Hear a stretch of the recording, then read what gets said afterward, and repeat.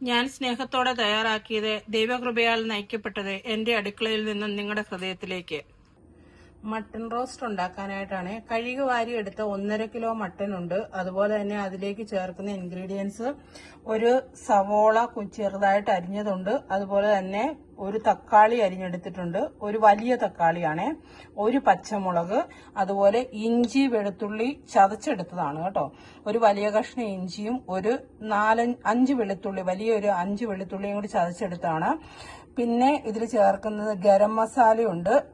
അതുപോലെ തന്നെ മല്ലിപ്പൊടി 2 സ്പൂൺ മല്ലിപ്പൊടി എടുത്തിട്ടുണ്ട്. ഗരം മസാല 1 സ്പൂൺ എടുത്തിട്ടുണ്ട്. അതുപോലെ തന്നെ ചേർക്കുന്നത് 1 സ്പൂൺ മുളക് പൊടി. അധികം മുളക് പൊടി ചേർക്കരുത്, ഭയങ്കര എരിവായിരിക്കും മുളക് പൊടി അധികം ചേർത്ത കറിയുടെ രുചിയേ പോവും. അപ്പോൾ 1 സ്പൂൺ മുളക് പൊടി എടുത്തിട്ടുണ്ട്. പിന്നെ ഞാൻ ഇതിലേക്ക് ചേർക്കുന്നത് ചതയ്ക്കാതെ മുഴുവനെയുള്ള 1 സ്പൂൺ പെരിഞ്ചീരകമാണ് കേട്ടോ. 1 സ്പൂൺ പെരിഞ്ചീരകം. ഇനി ഇതിലേക്ക് നമുക്ക് 1 സ്പൂൺ വെളിച്ചെണ്ണയും കുറച്ച് കായപ്പൊടിയും കൂടി ചേർത്തിട്ട് നല്ലപോലെ കൈകൊണ്ട് തിരുമണം കേട്ടോ.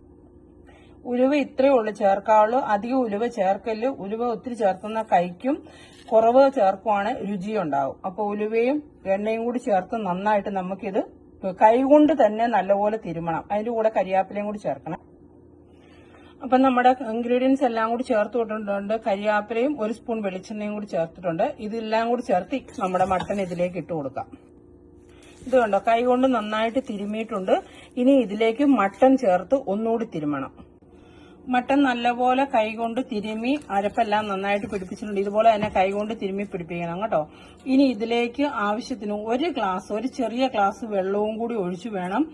നിങ്ങളുടെ കുക്കറിൽ എത്ര വിസിലടിക്കണോ, മട്ടന്റെ ഓരോ സ്ഥലത്തും ഓരോരോ വേവാണ്.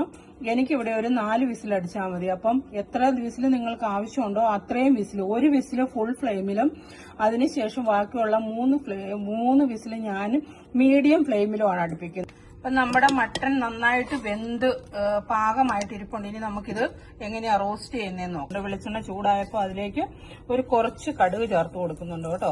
കടുകൊന്ന് പതിയൊന്ന് പൊട്ടി വരുമ്പോൾ നമുക്കതിലേക്ക് ഉള്ളി അരിഞ്ഞത് ചേർത്ത് കൊടുക്കും.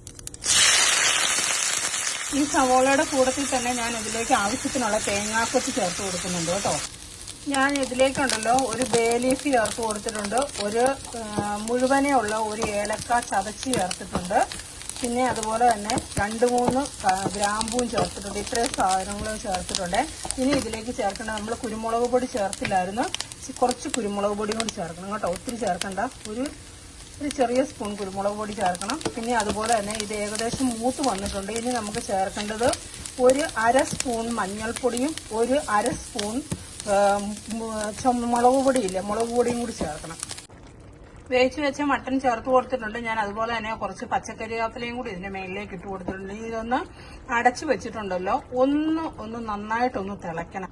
അപ്പം നമ്മുടെ മട്ടൺ റോസ്റ്റ് റെഡി ആയിട്ടുണ്ട്. തേങ്ങാക്കൊത്ത് വറുത്തി ചേർക്കുമ്പോൾ കുറച്ച് നീളത്തിൽ തന്നെ ഇങ്ങനെ തന്നെ കട്ട് ചെയ്തിടണം കേട്ടോ. നീളത്തിലിടുന്നതാണ് നമ്മുടെ മട്ടൺ റോസ്റ്റ് ഉണ്ടാക്കുമ്പോഴാണേലും ചിക്കൻ റോസ്റ്റ് ഉണ്ടാക്കുമ്പോഴാണേലും തേങ്ങാക്കൊത്ത് നീളത്തിൽ അരിഞ്ഞിടുന്നതാണ് എപ്പോഴും ടേസ്റ്റ്, റോസ്റ്റ് ഉണ്ടാക്കുന്നതിനല്ല. അപ്പൊ ഇത്രയേ ഉള്ളൂ. എല്ലാവരും ട്രൈ ചെയ്ത് നോക്കുക.